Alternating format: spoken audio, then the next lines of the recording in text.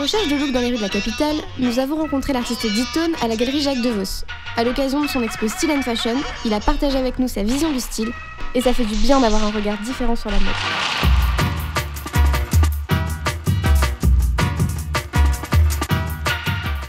Bon, pour faire un profil du personnage que je suis, je n'aime pas spécialement la mode, j'aime le style. Donc je m'habille par goût.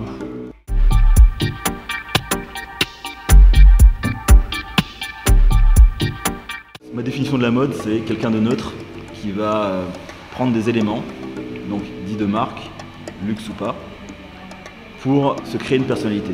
Ça veut dire que le jour où il n'a pas ces vêtements-là, on ne le regarde pas. Le jour où ces vêtements, on le voit, il est visible. Et alors il peut évoluer dans l'échelle sociale ou être accepté par des groupes.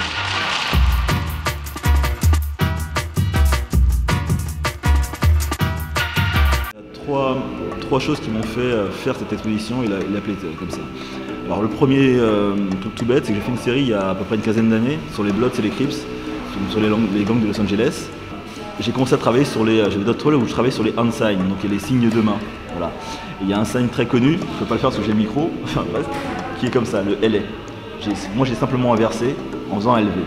Donc ça a commencé comme ça. Il y a une expression qu'on appelait Style and Fashion dans le dancehall, quand j'ai commencé moi, dans les années 80, et qui est toujours resté. On entend dans certains titres de Sean Paul ou même de Vybz Kartel ou autres, où on parle de style et fashion. Et en fin de compte, c'était d'être capable d'avoir son propre style, mais de pouvoir faire le style à la mode, les gimmicks à la mode. Donc d'avoir une personnalité, mais de pouvoir faire ce qu'il se fait. J'ai gardé cette expression-là.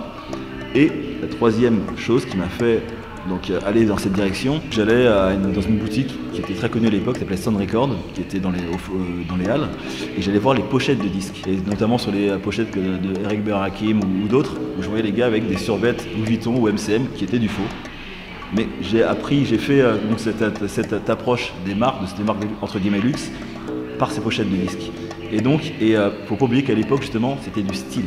Il n'y avait pas de mode, c'était du style. C'était la rue qui dictait justement aux industries de la mode. Et l'industrie de la mode suivait ces gens qui avaient vraiment un style, donc ils prenaient tout n'importe quoi pour faire quelque chose et donner des personnalités.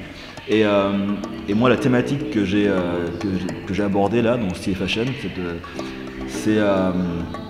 c'est justement ce questionnement sur le style et la mode. J'aurais pu l'appeler style ou fashion, mais ça aurait déjà donné un avant-goût de ce que je pense. J'avais un problème d'imperfection sur les juxtapositions de couleurs. Et donc j'ai fait un trait noir pour masquer l'imperfection. J'ai fait tiens, ça marche très bien.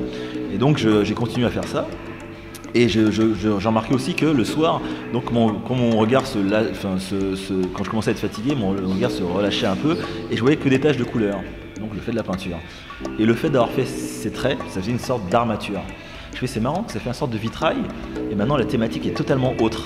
Et avec du recul, en regardant tout ce que je faisais, je me suis dit tiens, ça fait vraiment penser à du vitrail. Mais là j'étais vraiment sur le graphisme.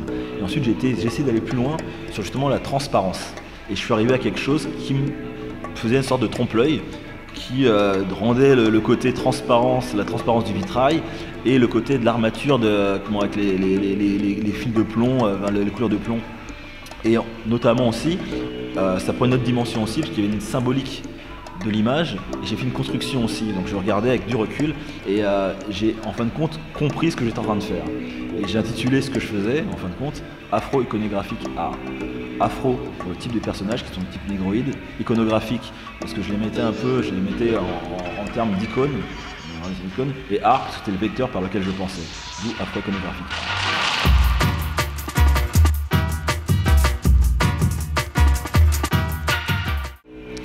Alors là, on est sur le questionnement et la première chose que je dis quand on me demande ça, je dis pourquoi pas.